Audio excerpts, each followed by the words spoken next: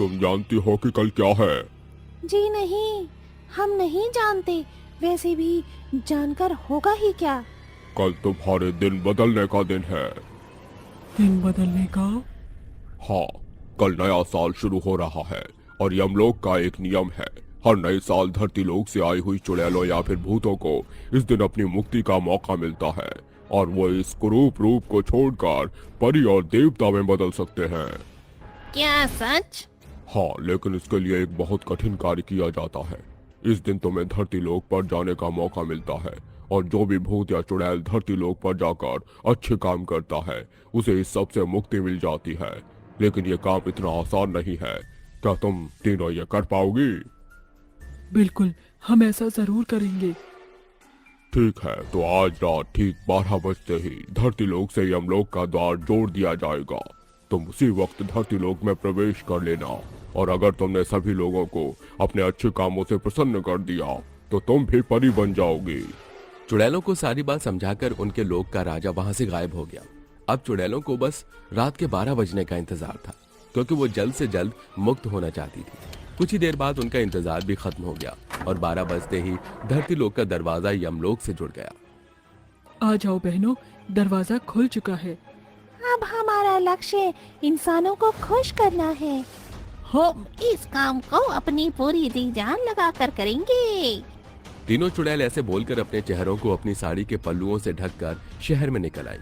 नए साल की खुशी में पूरे शहर के लोग पटाखे जला रहे थे। जगह जगह रंग बिरंगी लाइट लगी हुई थी और सभी तरफ चहल पहल थी। यहाँ पर देखने से लगता तो नहीं है कि किसी को हमारी मदद की जरूरत है, लेकिन फिर भी देखती हूँ। दीपा ऐसे ही पूरे शहर में जरूरतमंदों को ढूंढ रही थी। अभी वो चल ही रही थी कि तभी उसे फुटपाथ पर एक औरत अपनी छोटी सी बच्ची के साथ दिखाई दी। माँ, बहुत भूख लगी है, मुझे कुछ खाने को दीजिए ना। मेरी बच्ची, तेरी माँ लाचार है। मेरे पास तो फूटी कौड़ी भी नहीं है। मैं तुझे क्या खिलाऊं? यहाँ लोगों के खुशियों से भरे नए साल शुरू हो रहे हैं और एक तरफ हम हैं जो मर रहे हैं। दीपा ने उन दोनों की ही बातें सुन ली। फिक्र मत करो छोटी बच्ची, मैं तुम्हारे लिए कुछ खाने को लाती हूँ। दीपा उनके लिए खाना ढूंढने लगी। वहीं पास में एक रेस्टोरेंट था। भाई साहब, बच्ची भूखी है, कुछ दे दो। लाओ पैसे दो और बोलो क्या चाहिए। पैसे तो मेरे पास नहीं है। तो मेरे पास खाना भी नहीं है। ऐसा मत कहो, मैं तुम्हारे लिए खाने के बदले कुछ भी करने को तैयार हूँ। मैं तुमसे क्या करवा सकता हूँ? अच्छा ठीक है, ये थोड़े से बर्तन हैं, तुम इन्हें साफ कर दो। बदले में मैं तुम्हें पैसे दे दूंगा। शुक्रिया। उस बच्ची का पेट भरवाने के लिए दीपा उस दुकान में बर्तन धोने लग गई और काम करके उसने उस बच्ची और उसकी माँ का पेट भरवाया। और वहीं दूसरी तरफ मैंने यहाँ किसी के करहाने की आवाज सुनी थी, शायद वो इस घर से आई थी। हाँ, यही घर है। संध्या उस घर में चली गई। उसने अंदर देखा कि एक औरत दर्द से करा रही है। वो औरत गर्भवती थी। क्या हुआ है तुम्हें? सुनो, मैं नहीं जानती कि तुम कौन हो, लेकिन प्लीज मेरे लिए तुम मुझे डॉक्टर के पास ले चलो। शायद अब मेरा बच्चा बाहर आ रहा है। मुझे लेबर पेन हो रहा है। क्या? लेकिन अब शायद समय कम है, हमें घर में ही डिलीवरी करनी होगी। मेरी बात सुनो। चुड़ैल ने उस औरत की डिलीवरी में उसकी मदद की और सही सलामत एक नन्ही सी जान दुनिया में आ गई। अब सब कुछ सही है। आपका शुक्रिया। अगर आप आज न होती तो पता नहीं क्या होता। मुझे खुशी है कि इस नए साल पर मैं तुम्हारे काम आ पाई। अब मैं चलती हूँ। संध्या भी वहां से निकल आई और अब बारी थी गायत्री के किसी की मदद करने की। उसे अभी तक कोई भी जरूरतमंद नहीं मिला था। गायत्री अभी घूम ही रही थी कि तभी उसे भी एक लड़की के चिल्लाने की आवाज आई। ये कौन था? कोई मेरी मदद करो, शायद किसी को मदद की जरूरत है। गायत्री ने उस आवाज का पीछा किया और कुछ दूर चलकर उसने देखा कि कुछ गुंडे एक लड़की को परेशान कर रहे हैं। कोई तो बचाओ। घबरा नहीं, मैं आ रही हूँ। गायत्री उस लड़की के सामने जाकर खड़ी हो गई। अरे देख तो भाइयों, एक और माल आया है। अरे ये तो बढ़िया हो गया, बिन मेहनत के दो मिल गई। अच्छा रुक तू, अभी बताती हूँ, अभी रुक तू। गायत्री ने ऐसा बोलकर अपने मुंह से अपना आंचल हटा दिया। एक चुड़ैल को देखते ही सभी गुंडों के होश उड़ गए। अब मेरे पास आ। अरे भागो, ये तो चुड़ैल है। इतनी जल्दी भी क्या है, जरा मेरा तोहफा तो लेते जाओ।